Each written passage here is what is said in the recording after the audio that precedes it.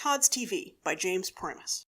It's hard to tell who Todd's TV is written for. On one hand, the main character is a child who is approximately 10 inches tall, and the book has been published by Scholastic Press and distributed through the school market.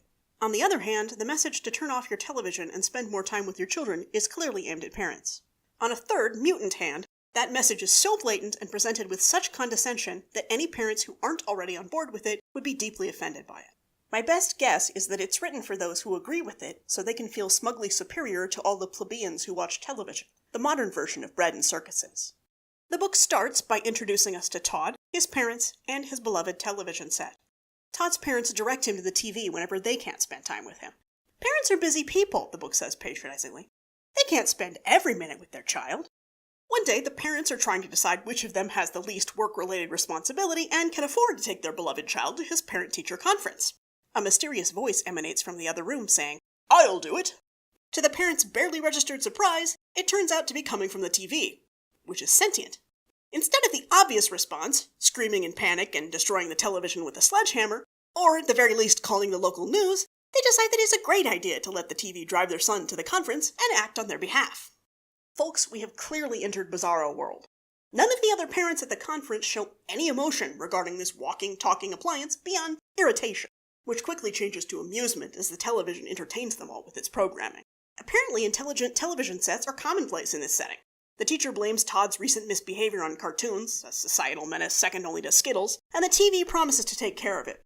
The TV then goes on to perform more child-watching duties, similar to a live-in nanny, including cooking, transportation, and even vacationing with Todd when his parents are unavailable. And the parents are explicitly said to be grateful and happy with this development.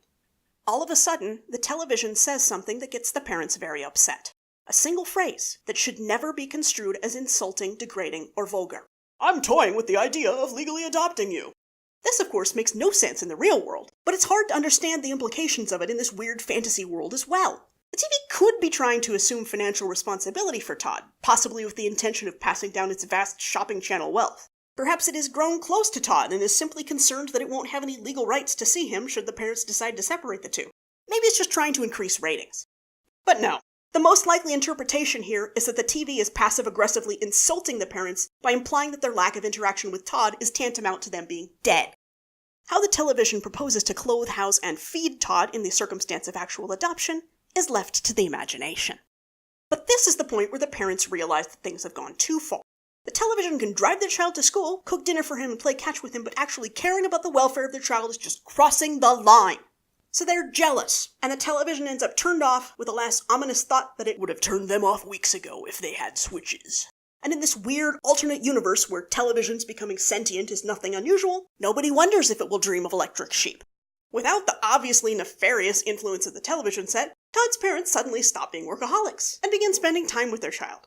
Perhaps at this point the economy takes a sudden downturn and they both lose their jobs. Todd spends all of his free time reading, and somehow starts listening to his parents. He becomes a better student, as the family completely lacked time management skills before switching off the TV. And finally, in a cruel twist ending, his academic prowess wins him a computer, which is also sentient, and the parents are absolutely never going to let him use. This book is clearly trying to say that television is bad. Not just too much television, not just cartoons, but all television is absolutely and unequivocally bad. That's not only a message I disagree with, but to get his message across, the writer takes us down a rabbit hole of very unfortunate implications that end up stigmatizing adoption, working mothers, and childcare workers. Maybe children aren't going to get those messages. Maybe the only one they'll get is that they should feel guilty about watching television, for no adequately explained reason. Kids know that televisions can't drive them to school, at least not yet. They know that TVs can't adopt them. But remove the fantasy, the weird attempts at humor from this preachy book, and all you have is the message, with no reasoning behind it. And that's why it fails as a book. That's why it offends people like me, and I don't even have cable. The TV is an obvious straw man.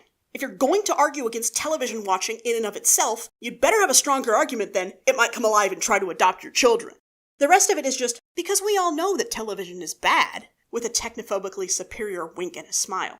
And those of us who are living in the 21st century are sick of it. We are not amused. Don't read this to my kids.